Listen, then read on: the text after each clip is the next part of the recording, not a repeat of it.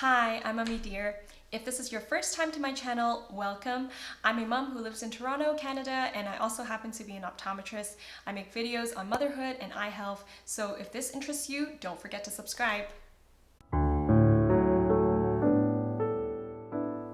It's hard to believe that it's already been over 2 months since we first received the directive from the Chief Medical Officer of Health in Ontario to stop all non-urgent patient care. But just a few days ago, we received the green light to gradually return to non-urgent care. So the goal of this video is to, first of all, let you know that we're back in business, because health problems and eye problems certainly don't just stop happening, but the access to it can be limited when we're in a situation like this, but now we're back in business. And I also want to give you an idea of how an eye examination during the COVID-19 pandemic looks like. And I want to walk you through some of the reasons why there are those changes so that there will be less confusion and frustration, because there are going to be restrictions and changes in place.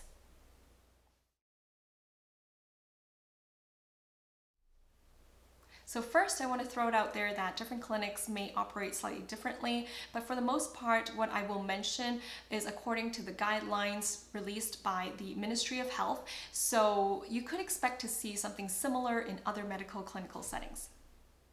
First off, expect that there will be less patient bookings in a day because we're going to have longer appointment intervals. This is to buffer for the time that we need to disinfect the whole room between patients, and we also don't want a backup of patients waiting in the waiting area. So that's one thing to note. We're going to install plexiglass barriers at the front desk.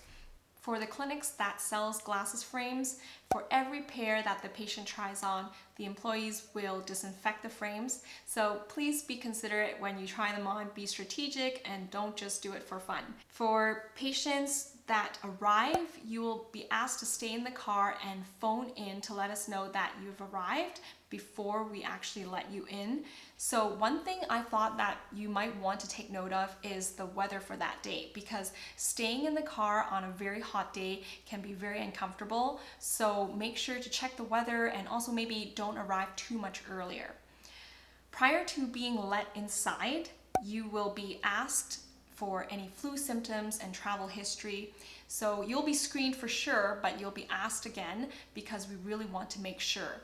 And for those who have these symptoms, obviously we might need to postpone and cancel the appointment. And for those who have traveled, know that you have the obligation to self-isolate for 14 days.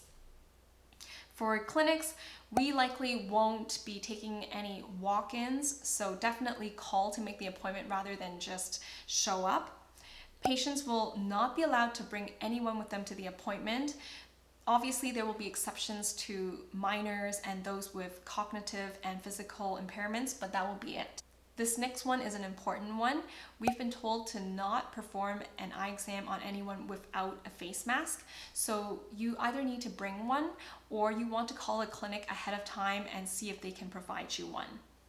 Patients will need to wash or sanitize their hands before coming in. The employees will be screening for your temperature when you enter with a non-contact thermometer. So obviously anyone with a fever, we will not be able to provide you with service that day. Both the staff and clients will need to maintain a 2-meter social distance when possible. So don't take it that we're fearful or that we're not friendly, but we're all just trying to limit possible transmission. Employees will be required to wear personal protective equipment. Things you could see us in would be gloves, scrubs or a white coat, face shield, a face mask. So in other words, we would look pretty funny. Don't laugh at us. I believe that's it. So I hope that was helpful in helping you see what the new norm looks like in the eye care field. If you're in the Greater Toronto area without an optometrist and you would like to see me, then please don't hesitate to contact me with the email provided in the description box below, and I will be happy to provide you with more details. Until I see you in the next video, stay healthy and safe. Bye! 3